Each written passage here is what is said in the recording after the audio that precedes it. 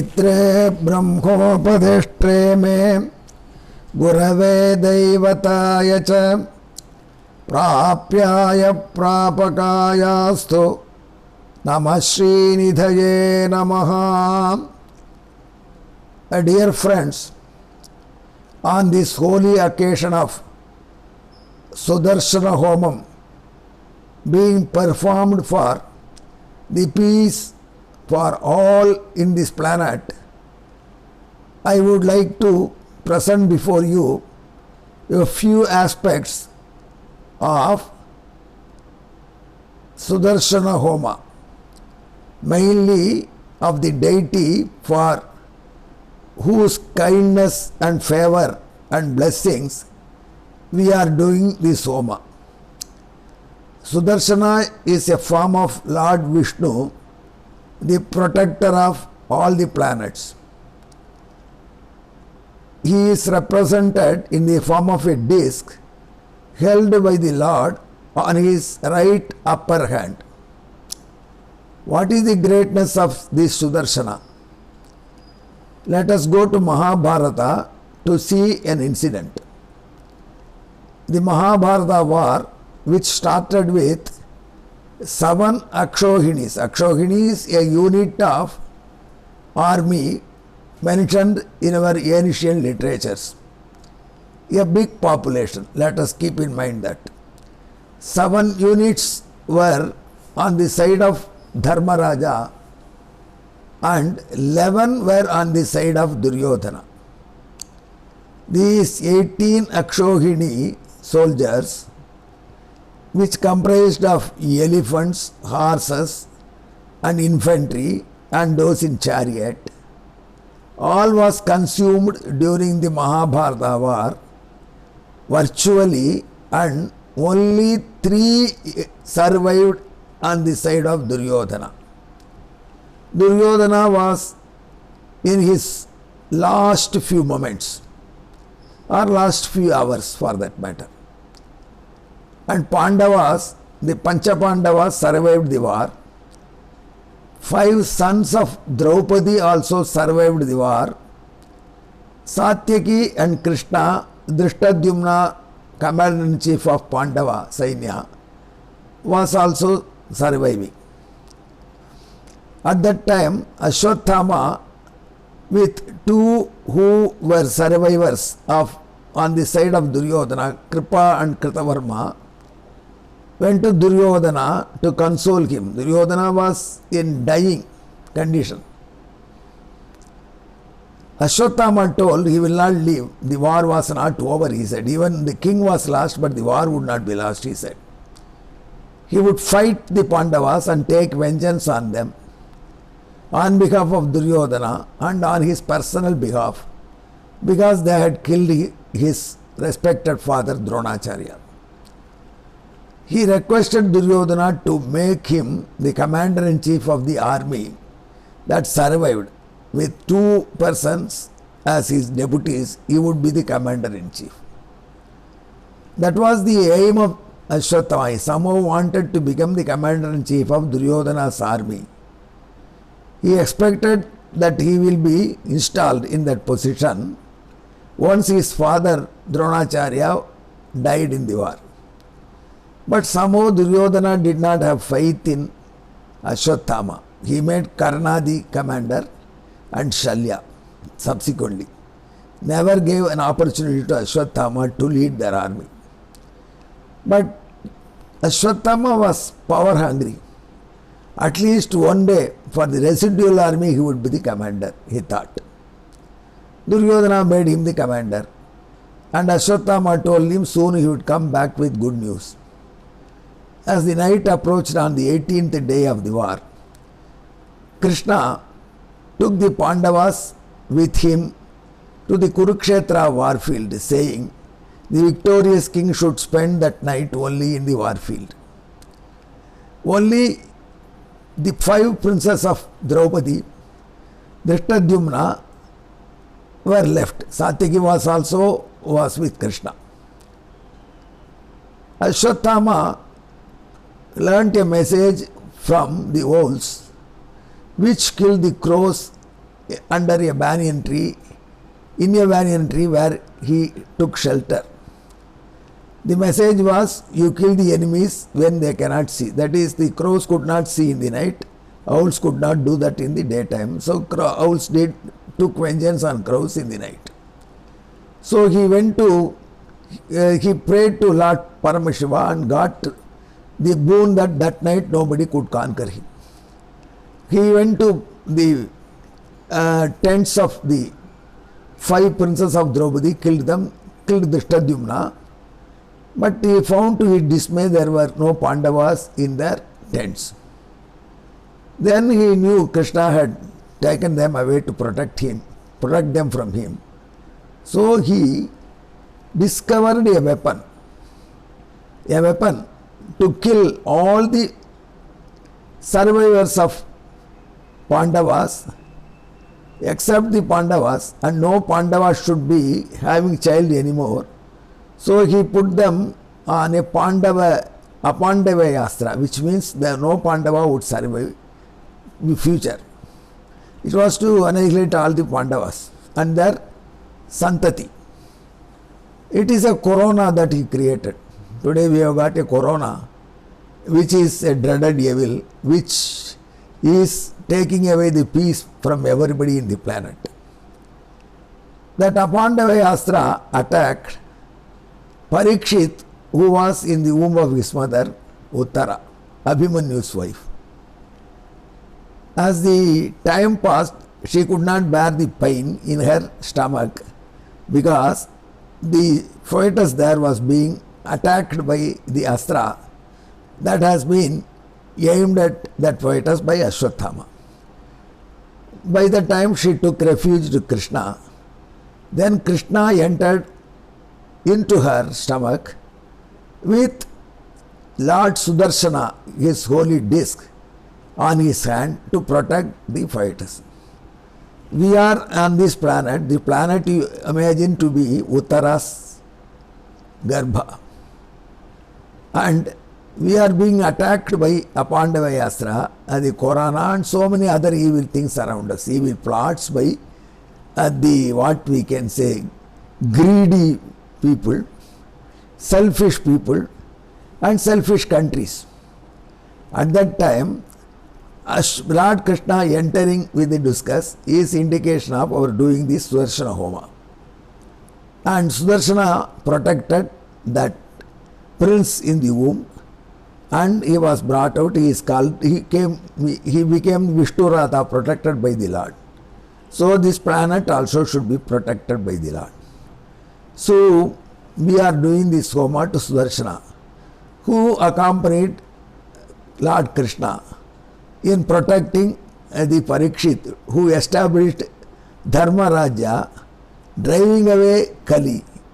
and also showed the way to human beings to live peacefully.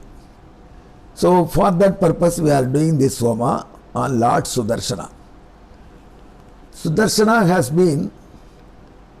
worshipped in Vedic hymns. Many poets and bhaktas, devotees, have described his greatness. Mahabharata, Harivamsha, part of it, tells the glory of Sudarshana. So Sudarshana is in later days worshipped by our ancient, our acharyas. We can see Nadadu Rammal, a great philosopher and grandson of Ramanuja's own nephew, sister's son, used this Sudarshana Stotra to protect a humble, poor Brahmin who was attacked by a Bhuta, a Pishacha. And his devotional lyric on Sudarshana drove away that ghost and brought him to normal condition. In all of this Bharat, full of temples, we see only in Kumbhakona, a city in Tanjavur district, there is a temple exclusively devoted to Lord Sudarshana, Chakrapani Swami. And in Kumbhakonam only this event of Nadadu Rammal protecting that poor Brahmin Kandala took place. And the Stotra and Sudarshana was aimed at Chakrapani. Even today, there is a temple in Kumbhakona between Chakrapani Swami temples and Shargavani Swami temple, and it is called Rajagopala's temple, and Nadadurammal is installed there. And his devotional stotra on Sudarshana, called Hetipungavastava, is recited there whenever Chakrapani, the Lord Sudarshana, visits this temple on his way to Ekatas Ashrama. That is another place in Kumbhakonam. Now I am reciting this stotra that can be chanted by all, and this will add vigor and power to our Sudarshana Homa. Let me chant this stotra. Jaya Ketisha Lakshmisha Bahvalankara Bhuta Jaya Panchayudhi Mukhya Nirdhagdha Kashipura Jaya Vishnu Hrittattva Sanjata Chakra Swarupa Jaya Vishnu Murtishu Sarvasu Vikhyata Chinna Jaya Vishnu Dasya Dana Kshama Shri Shadakshara Jaya Sansparsha Nigdagdha Sarvaghavarannidhe Jaya Garbha Sansparsha Jata Katha Kumara Jaya Viprachitya Suri Kalpana Kalpasurya Jaya Tapena Yasvam Vahan Karma Yogyaha Jaya Haristvan Dadhat Savyapano Yuddha Yogyaha Jaya Devascha Masteshu Tvanda Dhurdeva Bhutaha Jaya Bhasa Virundhan Bhasampati Muratri Madhaha Jaya Sarvaina Samtaranam Yadvichinnam Tava Jaya Krishna Arjuna Bhishta Viprakriya Tejasa Jaya Yasya Murtir Bhavachinnita Tasya Muktihi Jaya Yenankitaste Vadhyamana Pashahastaihi Jaya Samskara Mukhyarya Paschatya Dugdhabhisheka Jaya Shankhasi Kaumodaki Shanga Subhratrubhava Jaya Male Sumalescha Nakrasya Kritasya Kantha Jaya Raksho Suranam Tanupakta Raktagramala Jaya Vidravitodveshakrit Paundrakaste Jasate Jaya Vidveshini Daghamasadita Kottavisa Jaya Hariswambarisham Hirakshan Bhavantam Vyadhat Jaya Durvasa Samtum Parajigishe Tasya Hetoho Jaya Vedascha Daivam Param Manvatetvam Vahantam Jaya Hetishu Satseva Hantari Punam Tvameva Jaya Deva Heti Chinneshu Sarveshu Mukhyo Bhavan Jaya Vishnu Bhakteshu Dasya Pradhanam Tvayaivankanam Jaya Leela Vihare Chotsave Charasya Granistvam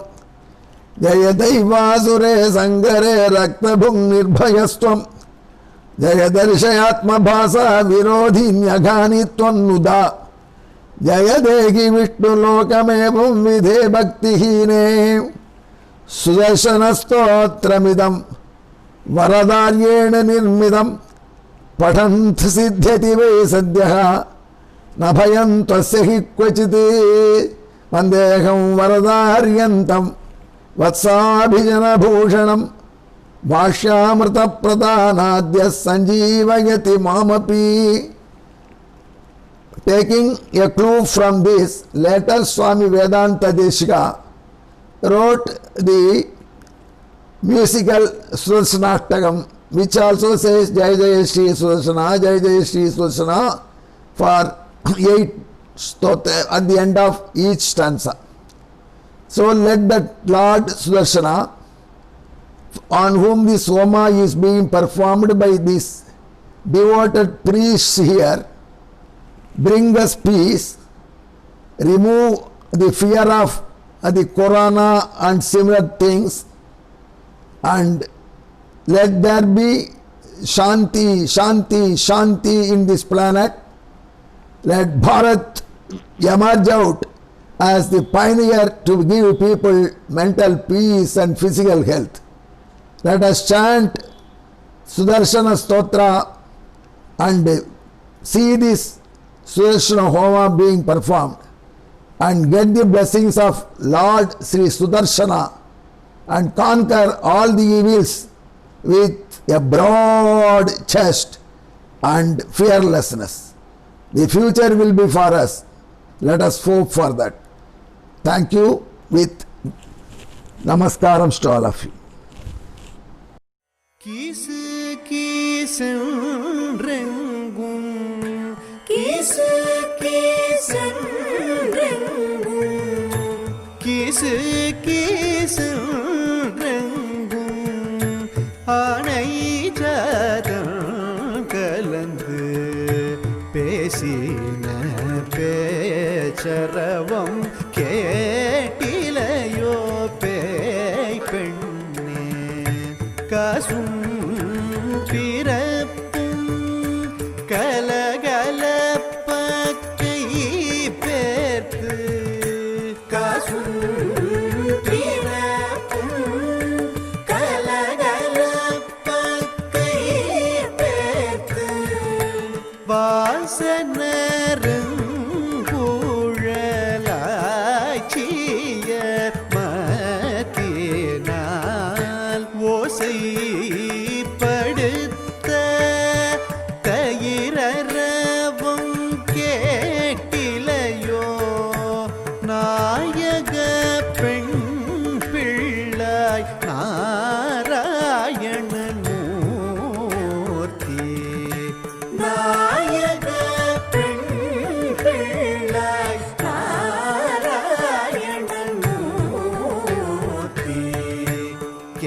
கேசவனை பாடவும் நீ கேட்டே கிடத்தியோ பிரதிபட ஸ்ரேணி பீஷண வரகுணஸ்தோம பூஷண ஜனிபயஸ்தான தாரண ஜகதவஸ்தான காரண நிகில துஷ்கர்ம கர்ஷன நிகம சத்தர்ம தர்ஷன जय जय श्री सुदर्शन जय जय श्री सुदर्शन शुभ जगद्रूप मंडन सुरजनत्रास खंडन शतमख ब्रह्म वंदिता शतपथ ब्रह्म नंदिता प्रथित विद्वत्स पक्षिता भजत हिर्बुद्ध्यलक्षिता जय जय श्री सुदर्शन जय जय श्री सुदर्शन स्फुटदडिज्जाल पिञ्जर पृथुतल ज्वाल पंजर परिगत प्रत्न विग्रह परिमित प्रज्ञ दुर्ग्रह प्रहरण ग्राम मंडिता परिजन त्राण पंडिता जय जय श्री सुदर्शन जय जय श्री सुदर्शन निज पद प्रीत सद्गुण निरुपधिस्थित षड्गुण निगम निर्व्यूढ वैभव निज पर व्यूह वैभव हरिहय द्वेषिदारण हरपुर प्लोष कारण जय जय श्री सुदर्शन जय जय श्री सुदर्शन धनुज विस्तार कर्तन धनुज विद्या विकर्तन जनित मिश्रा विकर्तन भजत विद्या निकर्तन अमर दुष्ट स्व विक्रम समर दुष्ट भ्रविक्रम जय जय श्री सुदर्शन जय जय श्री सुदर्शन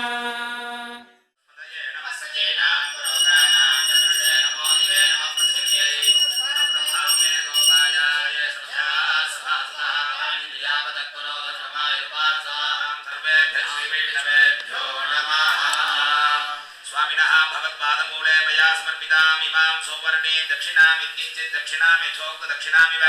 तांबूलं च स्वीकृत्य लोकक्षेमार्थं यज्ञनारायण स्वामी सन्निधौ महासुदर्शन हवनं कर्तुं योग्यता सिद्धिमनुगृहाणा योग्यता सिद्धिरस्तु गुरुभ्यः तद्गुरुभ्यश्च नमो वाकमधीमहे वृणीमहे जगत्राज्योदम्पदी जगदाम्पदी स्वतेन भूतेन मया श्रीयैः सर्वपरिच्छदैः विधातुं प्रीतमात्मानं देवः प्रक्रमते स्वयं शुक्लाम्बरधरं विष्णुं शशिवर्णं चतुर्भुजं प्रसन्नवदनं ध्यायेत् सर्वविघ्नोपशान्तये यस्य कृतवक्त्राद्या पारिषद्या परशतं विघ्नं निघ्नं सततं विश्वक्सेनं तमाश्रये करिष्यमाणस्य शुभकर्मणः निर्विघ्नेन परिसमाप्त्यर्थम् आदौ विश्वक्सेन आराधनं करिष्ये आदौ विश्वक्सेन आराधनं करिष्ये यस्य कृतवक्त्राद्या पारिषद्या परशतं विघ्नं निघ्नन्ति सततं विश्वक्सेनं तमाश्रये अस्मिन् सपरिवारं सूत्रपति समेतं भगवन्तं विश्वक्सेनं ध्यायामि आवाहयामि विश्वक्सेनस्य इदमासनं विश्वक्सेनाय नमः पादयोः पाद्यं समर्पयामि अर्घ्यं समर्पयामि आचमनीं समर्पयामि स्नापयामि स्नानाङ्गमाचमनीयं समर्पयामि वस्त्र उत्तरीय आभरणानि समस्तोपचारान् समर्पयामि ॐ भूर्भुवः स्वः विश्वक्सेनाय नमः कदलीफलं ताम्बूलं च निवेदयामि निवेदनाङ्गमाचमनीयं समर्पयामि समस्तोपचारान् अक्षतान् समर्पयामि दर्भेश्वासीनः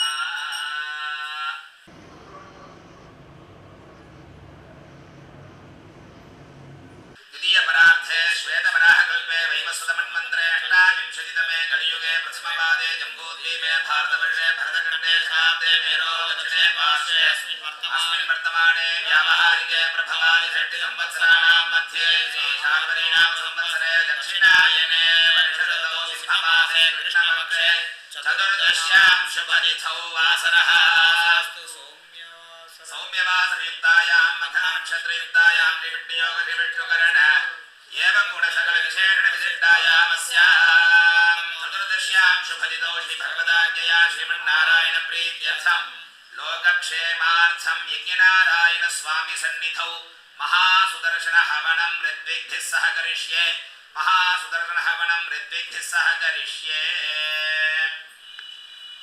संकल्पित महासुदर्शनहवन आरंभ मुहूर्त लग्नापेक्षया आदित्यादीनां नवानां ग्रहाणां शुभमानुकूलसिद्ध्यर्थं यत्किञ्चित् हिरण्यदानं करिष्ये हिरण्यगर्भगर्भस्थं हिमबीजं विभावसोः अनन्तपुण्यफलदमदशान्तिं प्रयच्छ मे संकल्पित महासुदर्शनहवन आरंभ मुहूर्त लग्नापेक्षया आदित्यादीनां नवानां ग्रहाणां शुभमानुकूलसिद्ध्यर्थं यत्किञ्चित् हिरण्यं नानागोत्रेभ्यः श्रीवैष्णवेभ्यः तेभ्यस्तेभ्यः सम्प्रदते नमः नमः अच्युतप्रीयता गवच्यावण आप्नवान ऊर्वजामदग्नयमञ्चारिषेय प्रवरान्विता श्रीवत्सगोत्रोत्पन्नं यजुर्वेदीय तैत्रियशाखाध्यायिनं पार्थसारथिशर्माणं श्रीवैष्णवं संकल्पित महासुदर्शनहवनकर्मणि ब्रह्माणं त्वामहं वृणे आत्रेयार्चनानसस्यावास्वत्र्यारिषेयप्रवरान्विता आत्रेयगोत्रोत्पन्नं यजुर्वेदीय तैत्रियशाखाध्यायिनं वैनतेयशर्माणं श्रीवैष्णवम् अस्मिन् संकल्पित महासुदर्शनहवनकर्मणि पूर्वदिग्भागे ऋत्विजं त्वामहं वृणे सामवेदीय कौसमशाखाध्यायिनं वासुदेवशर्माणं श्रीवैष्णवं संकल्पित महासुदर्शनहवनकर्मणि उत्तरदिग्भागे ऋत्विजं त्वामहं वृणे षड्वर्षणगोत्रोत्पन्नं यजुर्वेदीय तैत्रियशाखाध्यायिनं श्रीकृष्णशर्माणं श्रीवैष्णवं संकल्पित महासुदर्शनहवनकर्मणि सर्वदिग्भागे ऋत्विजं त्वामहं वृणे सर्वेभ्यः ऋत्विभ्यः श्रीवैष्णवेभ्यो नमो नमः यस्य त्रिदवक्त्राद्या पारिषद्या परशतं विघ्नं निघ्नन्ति सततं विश्वक्सेनं तमाश्रये अस्मात् गोचात् सपरिवारं सूत्रपति समेतं भगवन्तं विश्वक्सेन विदास्थानं प्रतिष्ठापयामि शोभनार्थे क्षेमाय पुनरागमनाय च ब्रह्मज्ञानं प्रथमं पुरस्तात् विषेमदस्सुरजो वेनावः सबुद्ध्यापमास्य वित्तात् सदश्च योनिमसदश्च विवः नागे सुवर्णमुपयत्पदन्तं हृदा वेणन्तो अभ्यचक्षरत्वा हिरण्यपक्षं वरुणस्य दूतं यमस्य योनौ शकुनं भुरण्यम् आप्यायस्व समेतुले विश्वदः सोमवृष्णियम् भवामाजस्य सङ्गते यमोषधीषयो रुद्रो विश्वाभुवना विवेश तस्मै रुद्राय नमो अस्तु इदं विष्णुर्यक्रमे त्रेधानि दधे पदम् समूलमस्य भागं सुरे इन्द्रं विश्वाविवृधन् समुद्रव्यजसङ्गिरः यथीतमगं रथीनां वाजानागुं सत्पतिं पतिम् अद्भिरगोक्ष्य बुद्ध्या उपमा अस्य विष्टाः सदश्च योनिमसदश्च विमः आपो वा इदगं सर्वं विश्वभूतान्यावः प्राणावा आपः पशव आपो मृतमापोऽन्नमापः सम्राडापो विराडापः स्वराडापश्चन्दागस्यापो ज्योतिगस्यापः सत्यमापः सर्वा देवता आपो भूर्भुवः सुवरापवो ऊर्जाग्रैरक्षसाङ्गोरान् धृतिकर्मविघातिनः त्वामर्पयामि कुम्भेऽस्मिन् साफल्यं गुरुगणमदो वृक्षराजसमद्भूता शाखाया पल्लवर्तजः युष्मान् कुम्भे समर्पयामि सर्वदोषामनुत्तये नारिकेलसमद्भूता त्रिनेत्रारसम्मता शिखया दुरितं सर्वं पापं पीडां च वेमता सहिरत्नानि दाशुषे सुवादिसपिता भगः तं भागं चित्रमीमहे गङ्गे त्रिपुरेणैव गोदावरि सरस्वती नर्मदे सिन्धु कावेरी जयेऽस्मिन् सन्निधिं कुरु ॐ इमं मे वरुणश्रुतिहवमध्याचमृडया त्वामवस्युराचके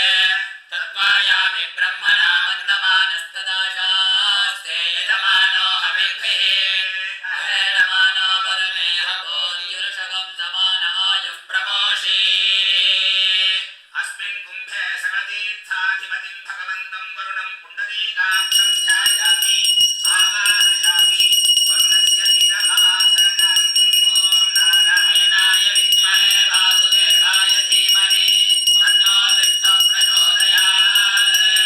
ॐ महादेव्यै च विद्महे विष्णुपत्न्यै च धीमहि तन्नो लक्ष्मीः प्रचोदयात् श्रीलक्ष्मीनारायणं ध्यायामि आवाहयामि उग्रं वीरं महाविष्णुं ज्वलन्तं सर्वतोमुखं नृसिंहं भीषणं भद्रं मृत्युमृत्युं नमाम्यहं वज्रनखाय विद्महे तीक्ष्णदन्तश्वाय धीमहि तन्नो नारसिंहः प्रचोदयात् लक्ष्मीनारसिंहं ध्यायामि आवाहयामि ॐ श्रीं ह्रीं क्लीं कृष्णाय गोविन्दाय गोपीजनवल्लभाय पराय परमपुरुषाय परमात्मने परकर्ममन्त्रयन्त्रतन्त्र औषधास्त्रशस्त्राणि संहर संहर मृत्योर्मोचय मोचय ॐ नमो भगवते महासुदर्शनाय दीप्ते ज्वालापरीताय सर्वधिक्षोभनकराय हुं फट् ब्रह्मणे परञ्ज्योतिषे सहस्रार हुं फटे ॐ सुदर्शनाय विद्महे महाज्वालाय धीमहि तन्नः शक्रः प्रचोदयात् देवलीनायिकासमेतं भगवन्तं महासुदर्शनं ध्यायामि आवाहयामि वरुणाय नमः नृसिंहसुदर्शनाभ्यां नमः आसनार्थमक्षतान् समर्पयामि पादयोः पाद्यं समर्पयामि अर्घ्यं समर्पयामि आचमनीयं समर्पयामि ॐ दिव्यपरिमलगन्धां धारयामि आभरणानि समर्पयामि पुष्पमालिकां समर्पयामि धूपदीपार्थे पुष्पाणि समर्पयामि पुष्पैः पूजयामि माधवाय नमः ओं गोविंदाय नमः ओं विष्णवे नमः ओं मधुसूदनाय नमः ओं त्रिविक्रमाय नमः ओं वामनाय नमः ओं श्रीधराय नमः ओं श्रीकेशाय नमः ओं पद्मनाभाय नमः ओं दामोदराय नमः ओं मत्स्याय नमः ओं कूर्माय नमः ओं वराहाय नमः ओं नारसिंहाय नमः ओं वामनाय नमः ओं भार्गवरामाय नमः ओं श्रीरामाय नमः ओं बलरामाय नमः ओं कृष्णाय नमः ओं कल्किने नमः ओं वासुदेवाय नमः ओं संकर्षणाय नमः ओं प्रद्युम्नाय नमः ओं अनिरुद्धाय नमः ओं कृष्णाय नमः ओं कमलानाथाय नमः ओं वासुदेवाय गोविंदाय नमः ओम सनातनाय नमः ओम वसुदेवात्मजाय नमः ओम पुण्याय नमः ओम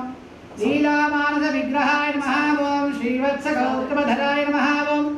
यशोदा वत्सलाय नमः ओम हरये नमः ओम चतुर्भुजात् चक्रादि गजानन्दाय नमः ओम देवकी नन्दनन्दनाय नमः ओम नन्दगोपप्रियात्मजाय नमः ओम यमुना वेगसंहारिणे नमः ओम बलभद्रप्रियानुजाय नमः ओम पूतनादीपितहराय नमः ओम जगदासुरभञ्जनाय नमः ओम नन्दवज्रजनानन्दिने नमः ओम सच्चिदानन्दविग्रहाय नमः ओम नवनीतविलिप्ताङ्गाय नमः ओम नवनीतनटाय नमः ओम अनघाय नमः ओम नवनीतवाहाराय नमः ओम मुचुकुन्दप्रसादकाय नमः ओम षोडशत्रिसहस्रेजाय नमः ओम त्रिभङ्गिने नमः ओम मथुरागते नमः ओम सुगभागमुदाम्दीन्दवे नमः ओम गोविन्दाय नमः ओम योगिनां पतये नमः ओम भक्तवारधाराय नमः ओम अनन्ताय नमः ओम धेनुकासुरभञ्जनाय नमः ओम त्रिणीकत्नावर्ताय नमः ओम यमलार्तिरभञ्जनाय नमः ओम उत्तानदालभेत्रे नमः ओम तमालश्यामलागते नमः ओम गोपगोपीश्वराय नमः ओम योगिने नमः ओम कोटिसूर्यप्रभाय नमः ओम इलापतये नमः ओम परस्मै ज्योतिषे नमः ओम यादवेन्द्राय नमः ओम विदूद्वाहाय नमः ओम वनमालिने नमः ओम पीतवासने नमः ओम पारिजातापहारकाय नमः ओम गोवर्धनासलोर्धत्रे नमः ओम गोपालाय नमः ओम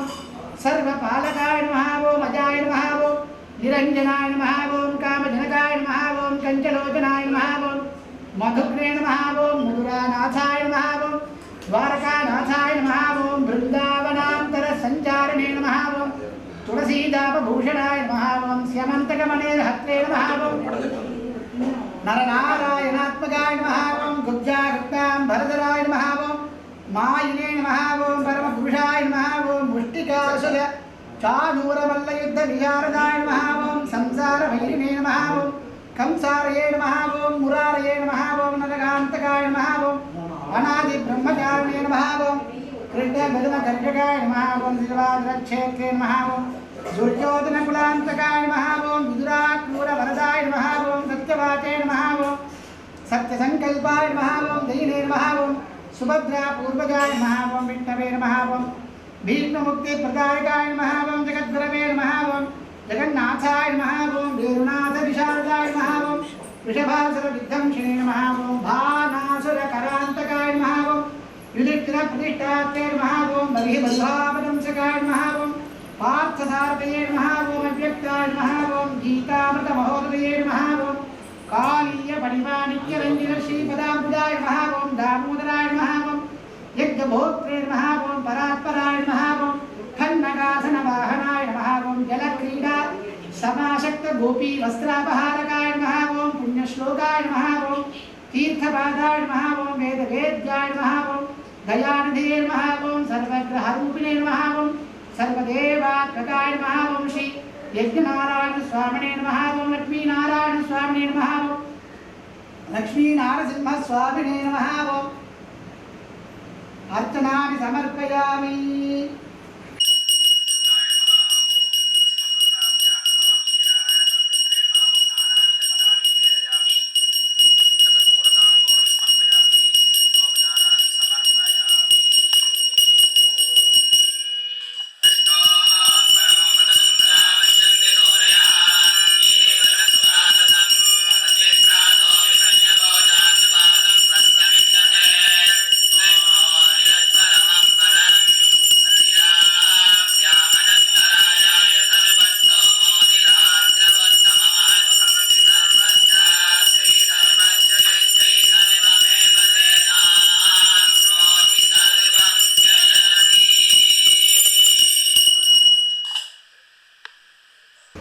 नमो नमो वांग मनसादि भूमये नमो नमो वांग मनसैक भूमये नमो नमो अनंत महाविभूतये नमो नमो अनंत दैक सिंधवे धर्मनिष्ठोऽस्मि ओम जम्बायवे नमः। कौशल्या सुप्रजा राम पूर्वा संध्या प्रवर्तते उत्कृष्टहर्षार्दोषाः कर्तव्यं धीमानिति दीर्घो मे बुद्धस्य कौशल्यां नवर्तना जगद्धि सर्वं समिति परिशुद्धेन नादिता या विन्यवेदीयगुणादगमं जगद्रामं मेषमुच्चेदवेर्मिषिदेन विश्वं दात स्वयं खलु जगद्धिरमेव तत्सं जन्मप्रबद्धनदियादुर्णीगणेस्मिन् क्रोधं देव कृष्णो कृष्णगोविन्दवकृष्णगरुडध्वजा उत्कृष्टकमलाकाम्बा त्रैलोक्यमङ्गलं गुरोऽहम् यज्ञस्य देवमतिरितं भूतारङ्गदधातमं दिशेत्पोर्चेत्पावायवस्थो वायवस्तदेवो वस्सविता प्रार्पयतु श्रेष्ठतमाय कर्मणे अग्नमायाय वीतये ज्ञानो हव्यदातये विहोता तत्सि परिगिषि शक्नो देवीरभिष्टया वो भवन्तु वीतये शय्योरभिश्रवन्तु नः सहस्रशीर्षा पुरुषः सहस्राक्षः सहस्रपात् भूमिं विश्वतो वृत्वा अत्यतिष्ठद्दशाङ्गुलं पुरुष एवेदगं सर्वं यद्भूतं यच्च भव्यम् उतामृतत्वस्येषानः यदन्नेनातिरोहति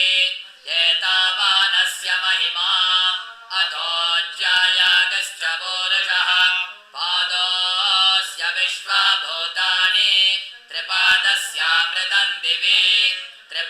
त्रिपादोद्भवुदयेत् पुरुषः पादोऽस्येह भवात् पुनः ततो विश्वं व्यक्रामत् शासनानशने अभि तस्मात् विराट जायत विराजो अधिपुरुषः स जातो अत्यरिच्छत पश्चात् भूमिमतो पुरः यत्पुरुषेण हविषा देवयज्ञमतन्वत वसन्तो अस्यासीदाज्यम् ग्रीष्मयुग्मः शरद्धविः सप्तास्यासन्वरिदयः त्रिसप्तसमिधः कृताः देवयज्ञं धन्वानाः अबध्नन् पुरुषं वशं तैयज्ञं वर्गिषित् प्रोक्षन् पुरुषं जातमग्रतः तेन देवा अयजन्त साध्यार्षयश्च ये तस्मात् यज्ञात् सर्वभूतः सम्भृतं वृषदाज्यं वशोगस्तागश्चक्रे वायव्यान् आरण्यान् ग्राम्याश्च ये तस्मात् यज्ञात् सर्वभूतः रजः सामानि जग्निरे छन्दागं जग्निरे तस्मात् यजस्तस्मादजायत तस्मादश्वा अजायन्त एके च भयादतः गावो अजज्ञिरे तस्मात् जाता अजावयः यत्पुरुषमेतदो कविदाव्यकल्पयन् मुभङ्गिमस्य गौ बाहो काघोरो बालावुच्यते ब्राह्मणोऽन्यमुखमासीत् वामोराजन्यकृतः ऊरो नदस्य यद्वैश्यः मध्यागं शूद्रो अजायत चन्द्रमा मनसो जातः चक्षुः सूर्यो अजायत मुखादिन्द्रस्ताग्निश्च प्राणात् वायुरजायत नाभ्या आसीदन्तरिक्षं श्रेष्ठोऽद्यौ समवर्तत मध्यां भूमिर्निषश्रोत्रात् तथा लोकागम् अकल्पयन् वेदाहमेतं पुरुषं महान्तम् आदित्यवर्णं तमसस्तु पारे सर्वाणि रूपाणि विचज्य धीरः नामानि कृत्वा विवदन् यदास्ते दाता पुरस्तात्यमुदा जहार शक्रः प्रविद्वान् प्रतिशश्चतस्रः तमेवं विद्वान् अमृत इह भवति नान्यः पन्था अयनाय विद्यते निजयेन यज्ञमयजन्त देवाः तानि धर्माणि प्रथमान्यासन् ते अनाकं महिमानस्य जन्ते निरतपूर्वे सात्याः सन्ति देवाः ॐ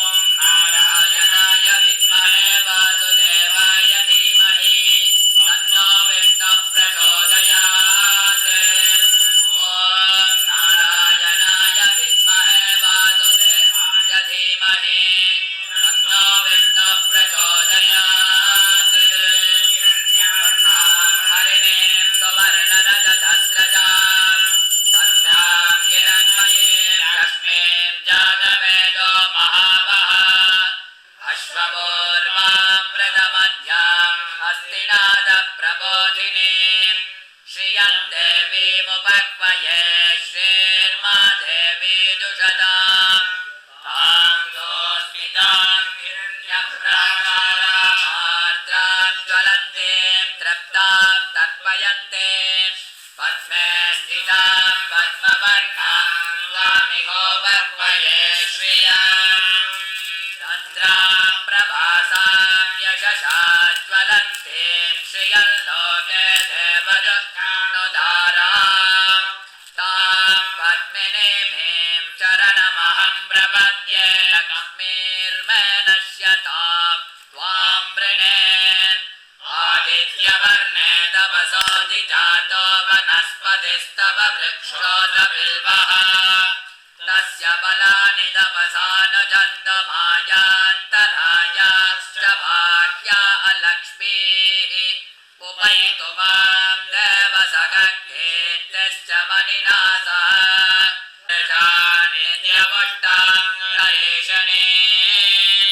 ईश्वरीकं सर्वभूतानां त्वामिहोपक्वये श्रियाम्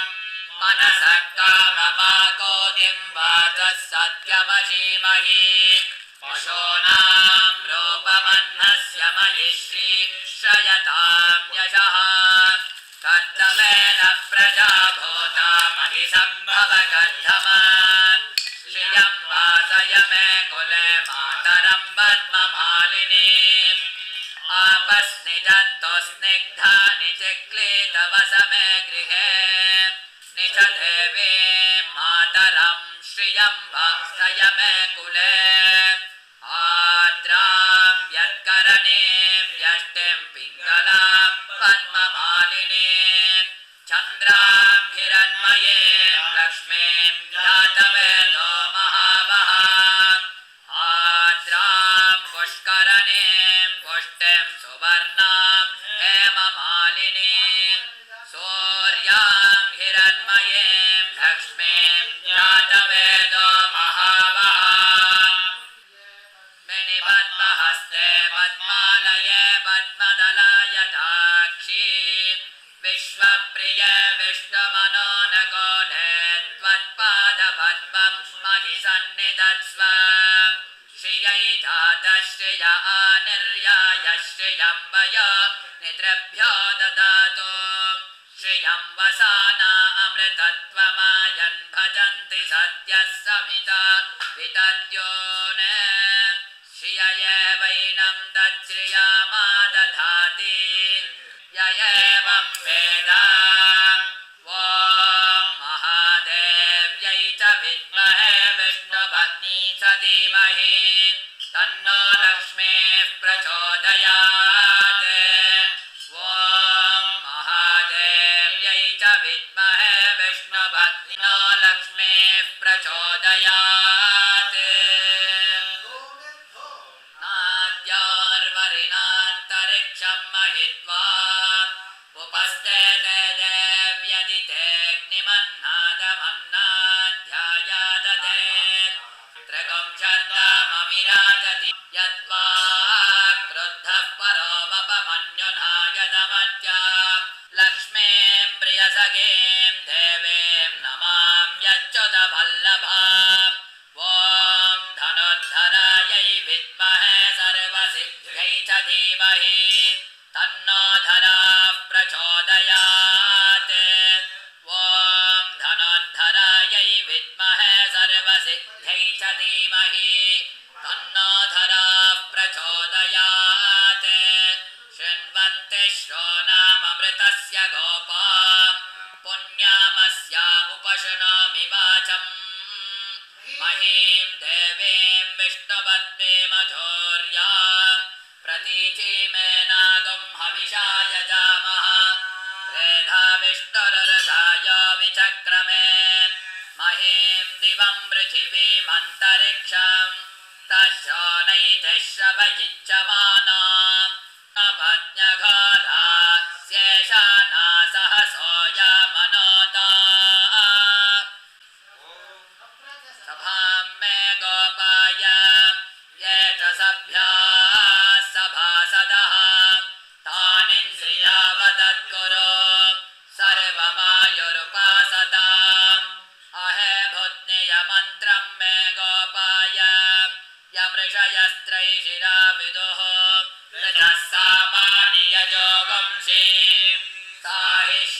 अमृता सताम् महादेव्यै च विद्महे विष्णुपत्न्यै च धीमहि तन्नो नीला प्रचोदयात् ॐ महादेव्यै च विद्महे विष्णुपत्न्यै प्रचोदयात्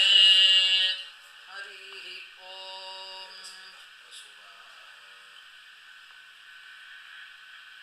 माधास्ये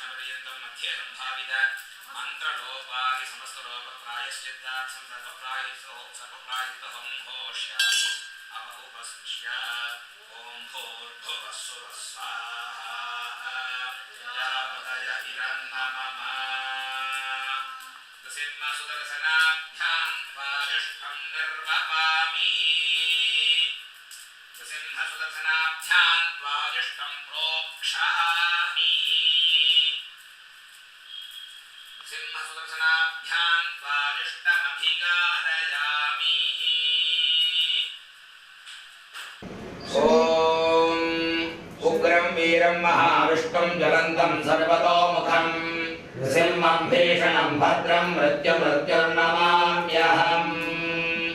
ॐ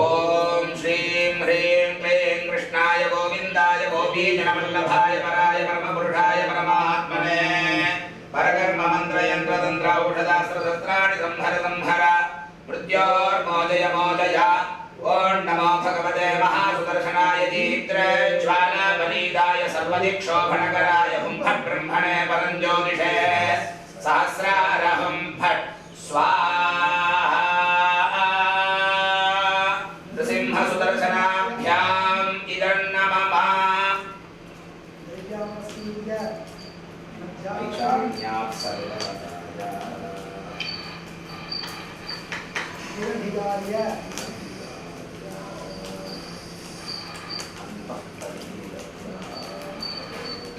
सिंहं भीषणं भद्रं मृत्युर्नमाम्यहम् ॐ श्रीं ह्रीं क्लीं कृष्णाय गोविन्दाय गोपीजनवल्लभाय पराय परमपुरुषाय परमात्मने परकर्ममन्त्रयन्त्रतन्त्र औषधास्त्रशस्त्राणि संहर संहर मृत्योर्मोचय मोचय ॐ नमो भगवते महासुदर्शनाय दीप्तज्वालावलीदाय सर्वदिक्षोभणकराय हुं फट् ब्रह्मणे परञ्ज्योतिषे सहस्रारहुं फट्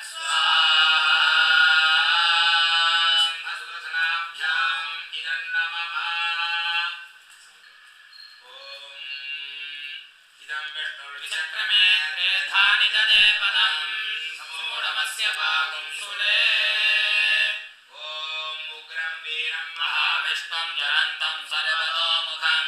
नृसिंहं भीषणं भद्रं मृत्युर्नमाम्यहम् स्वाहा उग्रं वीरं महाविष्णुं ज्वलन्तं उग्रं वीरं महाविष्णुं ज्वलन्तं सर्वतोमुखं नृसिंहं भीषणं भद्रं मृत्युर्नमाम्यहम् स्वाहा नृसिंहाय नमः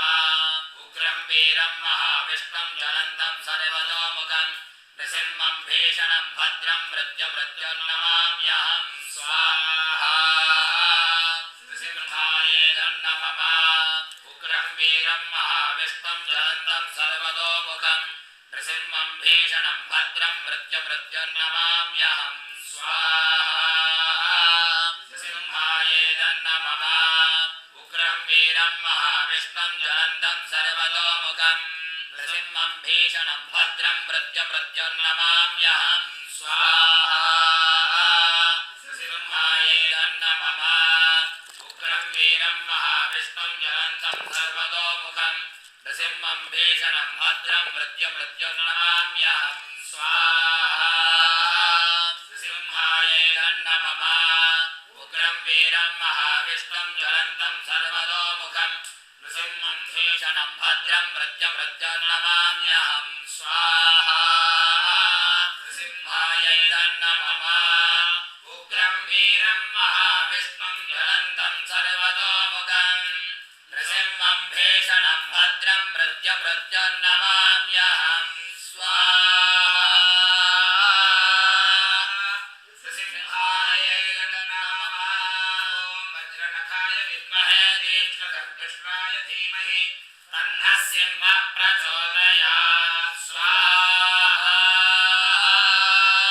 नृसिंहायै नमः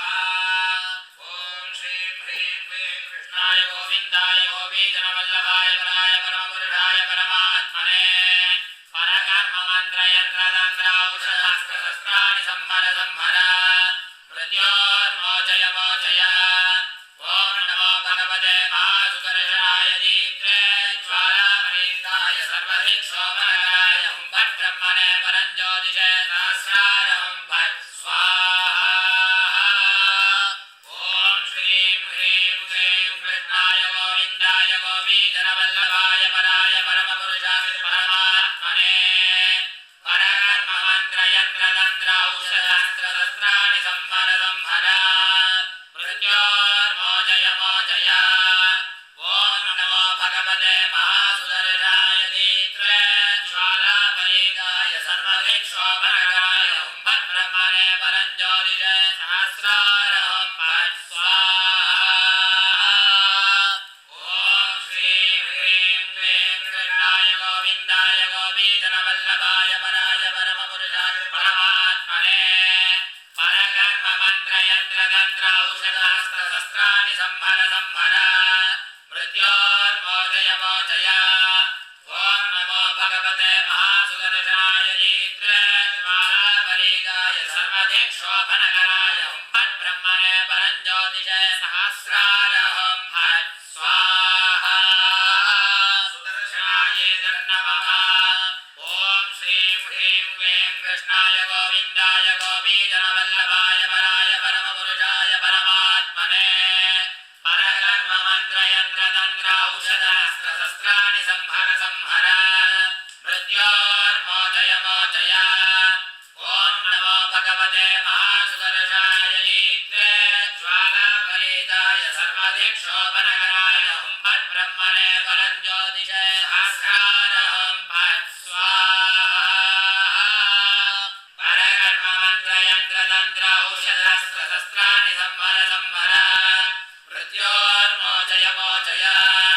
ॐ नमो भगवते महासुदर्शनाय दीप्ते ज्वालापरीदाय सर्वदिक्शोभनकराय हुं फट् ब्रह्मणे परञ्ज्योतिषे सहस्रारहुं फट् स्वाहा सुदर्शनाय नमः ॐ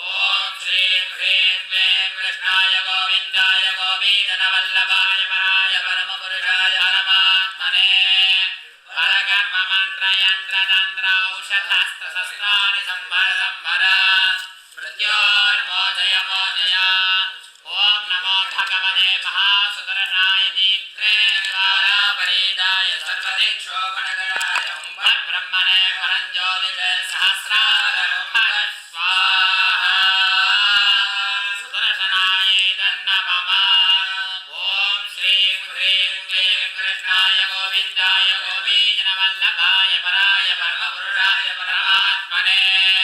परकर्ममन्त्रयन्त्रतन्त्रौषधास्त्रशस्त्राणि संहर संहर मृत्योर्मोचय मोचय ॐ नमो भगवते महासुदर्शनाय दीप्ते ज्वालापरीदाय सर्वदिक्शोभनकराय हुं फट् ब्रह्मणे परञ्ज्योतिषे सहस्रारहुं फट् स्वाहा मृत्योर्मोचय मोचय ॐ नमो भगवते महासुदर्शनाय दीप्ते ज्वालापरीदाय सर्वदिक्शोभनकराय दिवाकराय हुं फट् ब्रह्मणे परं ज्योतिषे सहस्रार हुं फट् स्वाहा ॐ सुदर्शनाय विद्महे महाज्वालाय धीमहि तन्नश्चक्रः प्रचोदयात् स्वाहा सुदर्शनाय नमः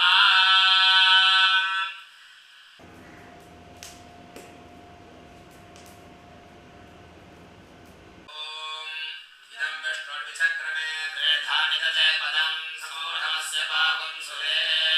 उग्रं वीरं महाविष्णुं ज्वलन्तं सर्वतोमुखं नृसिंहं भीषणं भद्रं मृत्युमृत्युं नमाम्यहं स्वाहा सिंहाय नमः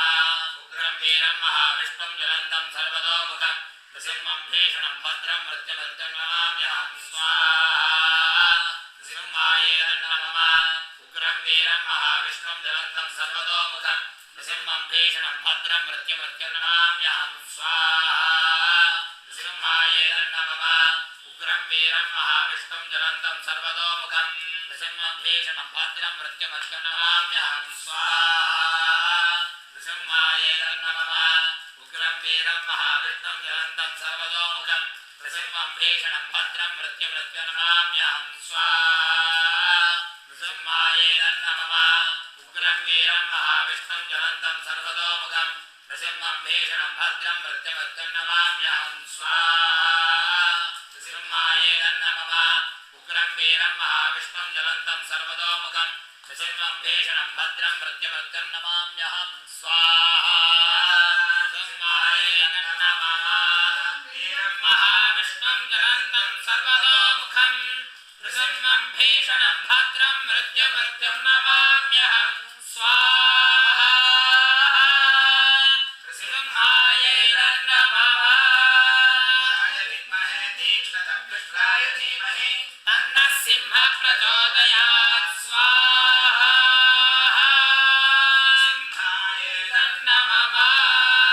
ॐ श्रीं ह्रीं क्लीं कृष्णाय गोविन्दाय गोपीजनवल्लभाय पराय परमपुराय परमात्मने परकर्ममन्त्रेन्द्रतन्त्रौषधसहस्राणि संहर संहर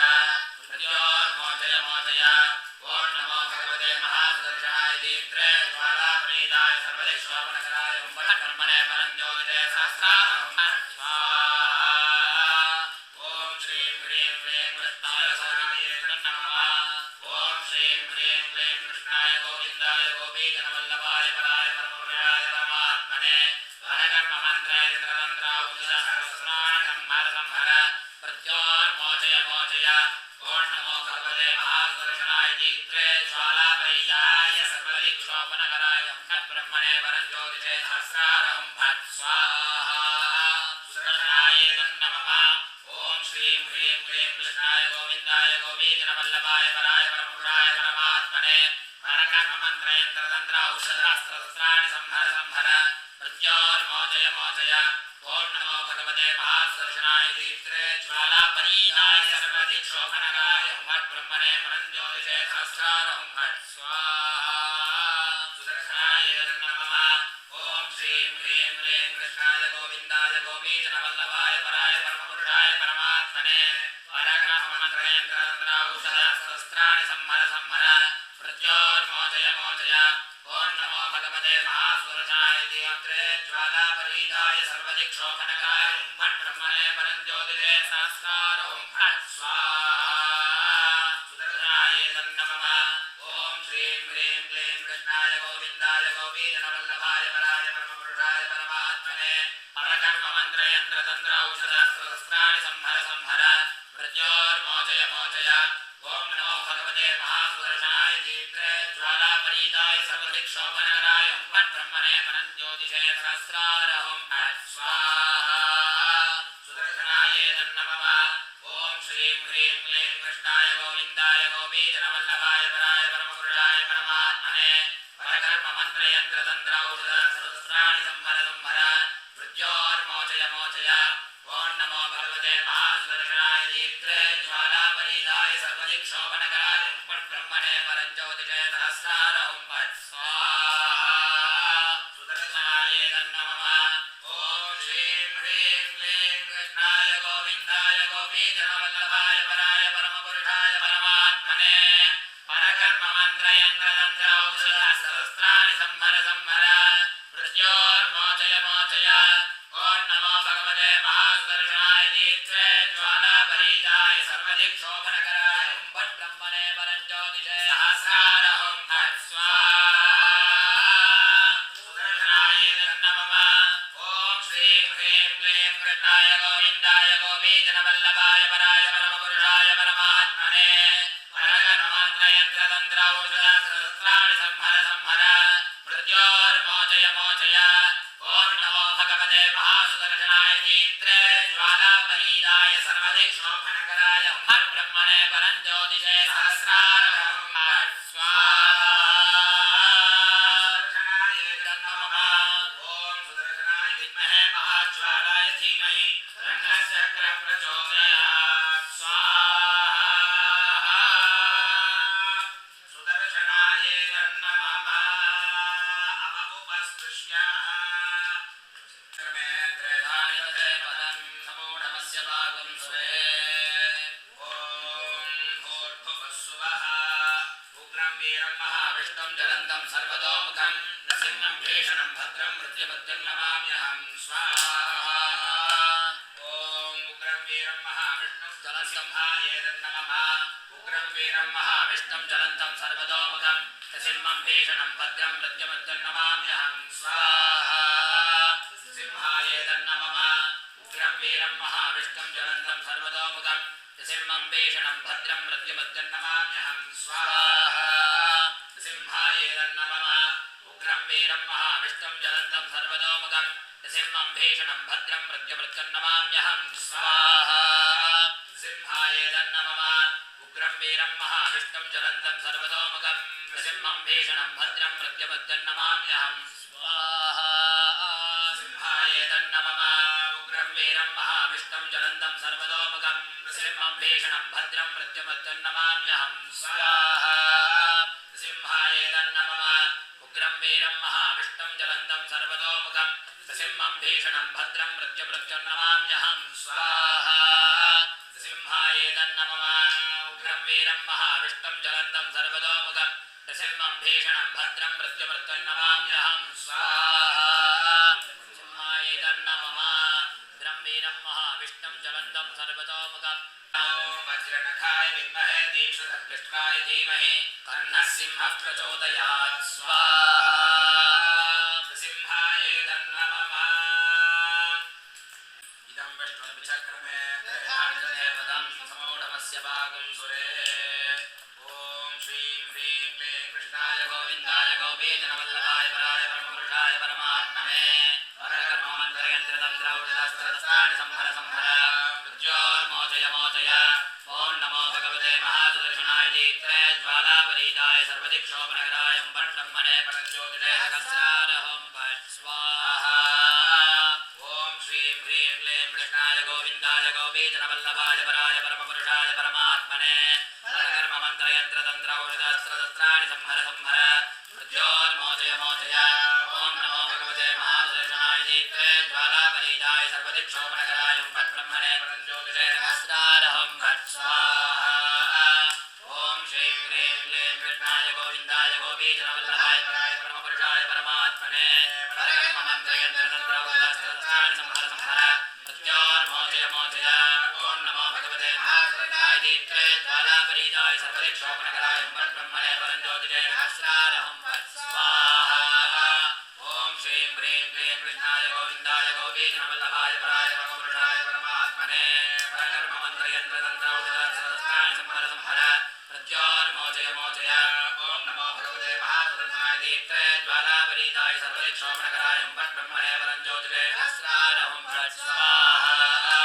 ओम श्रीं ह्रीं क्लीं कृष्णाय गोविन्दाय गोपीजनवल्लभाय पराय परमपुरुषाय परमात्मने परकर्ममन्त्रयन्त्रतन्त्र औषधस्त्राणि संहर संहर मृत्योर्मोचय मोचय ओम नमो भगवते महासुदर्शनाय दीप्ते ज्वालापरीताय सर्वदिक्शोभनकराय हुं फट् ब्रह्मणे परञ्ज्योतिषे सहस्रार हुं फट् स्वाहा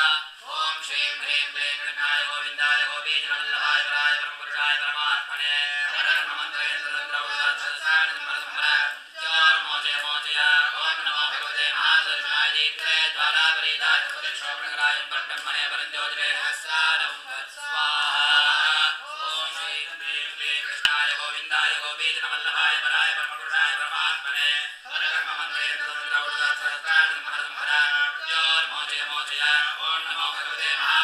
आदित्य ज्वाला परिजाय सर्वदिक शोभनकराय हुं ब्रह्मणे सहस्रारहुं फट् स्वाहा सुदर्शनाय नमः ओम श्रीं ह्रीं क्लीं कृष्णाय गोविन्दाय गोपीजनवल्लभाय वराय परमपुरुषाय परमात्मने परधर्ममन्त्रयन्त्रतन्त्र औषधशास्त्रशस्त्राणि संहर संहर मृत्योर्मोचय मोचय ओम नमो भगवते महासुदर्शनाय दीप्तज्वालापरीताय सर्वदिक् शोभनकराय हुं फट् ब्रह्मणे परञ्ज्योतिषे सहस्रारहुं फट् स्वाहा सुदर्शनाय नमः ओम सुदर्शनाय विद्महे महाज्वालाय धीमहि तन्नश्चक्रं प्रचोदयात् स्वाहा सुदर्शनाय नमः ओम शन्नो मित्रः शं वरुणः शन्नो भवत्वर्यमा शन्न इन्द्रो बृहस्पतिः शन्नो विष्णुरुक्रमः नमो ब्रह्मणे नमस्ते वायो त्वमेव प्रत्यक्षं ब्रह्मासि त्वामेव प्रत्यक्षं ब्रह्म वदिष्यामि ऋतं वदिष्यामि सत्यं वदिष्यामि तन्मामवतु तद्वक्तारमवतु अवतु माम् अवतु वक्तारम् ॐ शान्ति शान्ति शान्तिः शन्नो मित्रः शं वरुणः शन्नो भवत्वर्यमा शन्न इन्द्रो बृहस्पतिः शन्नो विष्णुरुक्रमः नमो ब्रह्मणे नमस्ते वायो त्वमेव प्रत्यक्षं ब्रह्मासि त्वामेव प्रत्यक्षं ब्रह्मावादिशं ऋतमवादिशं सत्यमवादिशं तन्मामीत तद्भक्तारमावीत आवीन् माम् आवीत् भक्तारम् ॐ शान्ति शान्ति शान्तिः सहना भवतु सहनौ भुनक्तु सह वीर्यङ्करवावहै तेजस्विनावधीतमस्तु मा विद्विषावहै ॐ शान्ति शान्ति शान्तिः नमो वाचे याचोदिता याचानुदिता तस्यै वाचे नमो नमो शर्म मे ध्यौ शर्म पृथिवी शर्म मित्त्वमिदं जगत् शर्म चन्द्रश्च सूर्यश्च शर्म ब्रह्म प्रजापति तपो वदिष्ये ब्रह्म वदिष्ये सत्यं वदिष्ये तस्मा अहमिदमुपस्तरणमुपस्तरणमुपस्तरणं मे प्रजायै पशूनां भूयादुपस्तरणमहं ब्रह्मामाहासिद्धं मधुमनिष्ये मधुजनिष्ये वक्ष्यामि मधुमदिष्यामि मधुमती देवेभ्यो वाचमुद्यासकं दुःश्रूषेण्यां मनुष्येभ्यस्तं मा देवा अवन्तु शोभायै तरोनुमदन्तो ॐ शान्ति शान्ति शान्तिः तच्छय्यारावृणीमहे धातुं यज्ञाय धातुं यज्ञपतये दैवे स्वस्तिरस्तु नः स्वस्तिर्मानुषेभ्यः भूद्वञ्चिकातु भेषजं शन्नो अस्तुद्धिपते शञ्चतुष्पते ॐ शान्ति शान्ति शान्तिः ॐ अज्ञातं यदाज्ञातं यज्ञस्य क्रियते मिथो अग्ने तदस्य कल्पय तदग्नि स्वाहा अग्नय इदन्नमम ॐ पुरुषसंहितो यज्ञः यज्ञः पुरुषसंहितः अग्ने तदस्य कल्पय त्वगं हि वेत्थ यथा तदग्नि स्वाहा अग्नय इदन्नमम ॐ तत्रा मनसा दीनदक्षाण यज्ञस्य मन्मते मत्ता सह अग्निष्ठद्धोतात्रतुविद्विजानन् यदिष्टो देवागं मृदुषो यजाति स्वाहा अग्नय इदं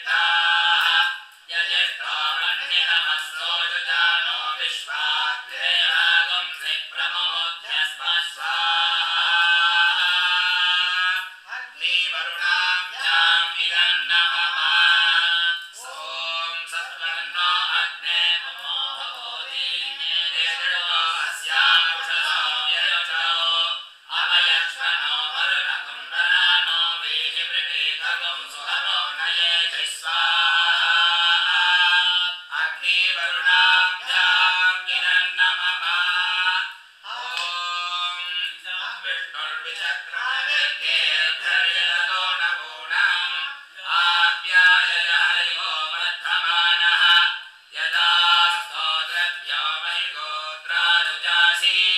नो यष्टवाजो अदते स्याम स्वाहा इन्द्राय हरिवद इदन्नमम ओढमस्य वागुं सुरे स्वाहा विष्णवे परमात्मन इदन्नमम ॐ भू स्वाहा अग्नय इदन्नमम ॐ भुवः स्वाहा वायव इदन्नमम ॐ सुवः स्वाहा सूर्याय इदन्नमम ॐ भूर्भुवः सुवः स्वाहा प्रजापतय इदन्नमम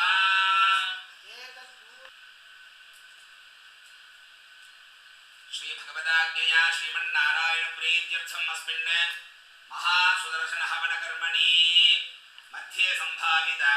समस्त दोष प्रायश्चित्तार्थं भगवत् प्रीत्यर्थं पूर्णाहुतिं घोष्यामि इदं विष्णुर्विचक्रमे त्रेधा निदते पदं समूढमस्य वागं सुरे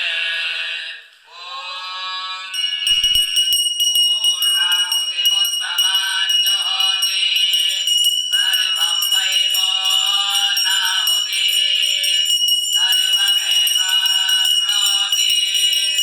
अथो इयं वै पूर्णाहुतिः अस्यामेव प्रतिष्ठते स्वाहा ॐ नारायणाय विद्महे वासुदेवाय धीमहि तन्नो विष्णुः प्रचोदयात् स्वाहा ॐ महादेव्यै च विद्महे विष्णुपत्न्यै च धीमहि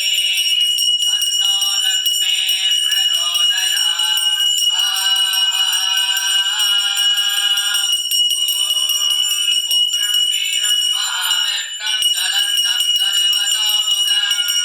त्रिजन्मं भेदनं भद्रं मृत्युं नमाम्यहं स्वाहा ॐ ह्रीं ह्रीं क्लीं कृष्णाय गोविन्दाय गोपीजनवल्लभाय पराय परमपुरुषाय परमात्मने परधर्ममन्त्रयन्त्रतन्त्र औषधहस्त्रशस्त्राणि संहर संहर मृत्योर्मोचय मोचय ॐ नमो भगवते महासुदर्शनाय दीप्ते ज्वालापरीताय सर्वदिक्शोभनकराय ब्रह्मणे परञ्ज्योतिषे सहस्रारहं स्वाहा ॐ सुदर्शनाय विद्महे महाज्वालाय धीमहि तन्नः चक्रः प्रचोदयात् स्वाहा सप्तमे अग्ने समिधः सप्तजिह्वाः सप्तऋषयः सप्तधामप्रियाणि सप्तहोत्राः सप्तधात्वा यजन्ति सप्तयोनि सात्रिणः स्वाधृतेन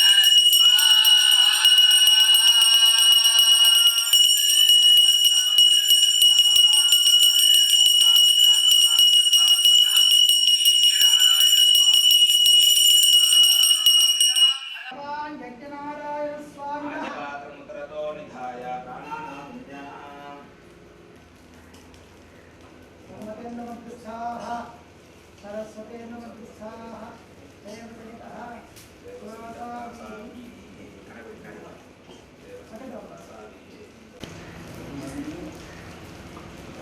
ब्राह्मणवरन्ते भक्तोपचारां शुभां समर्पयामि ॐ अग्नेनय सुपथाराय अस्मान् विश्वानि देव वयुनानि विद्वान् योऽध्यस्मज्जुहुरानमेनो भूयिष्ठान् ते नम मुक्तिं विधेम युद्धदन्तमया देव परिपूर्णं ततस्तुते प्रायश्चित्तानि शेषाणि तपःकर्मात्मकानि वै यानि तेषां शेषाणां कृष्णानुस्मरणं फलं कृष्ण कृष्ण कृष्ण कृष्ण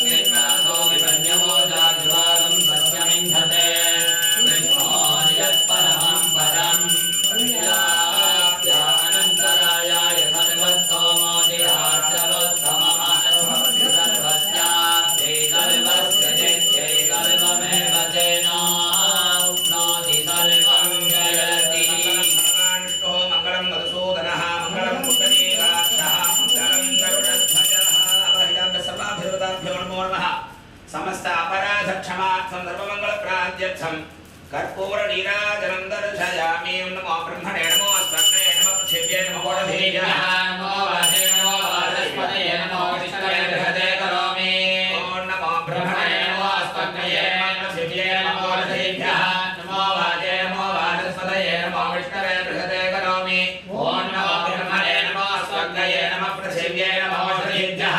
नमो वाचे नमो वाचस्पतये नमो विष्णवे बृहते करोमि। ओं यज्ञेन यज्ञमयजं देवाः धर्माय प्रसमान्यासन्ने नागं महिमानस्य दन्ते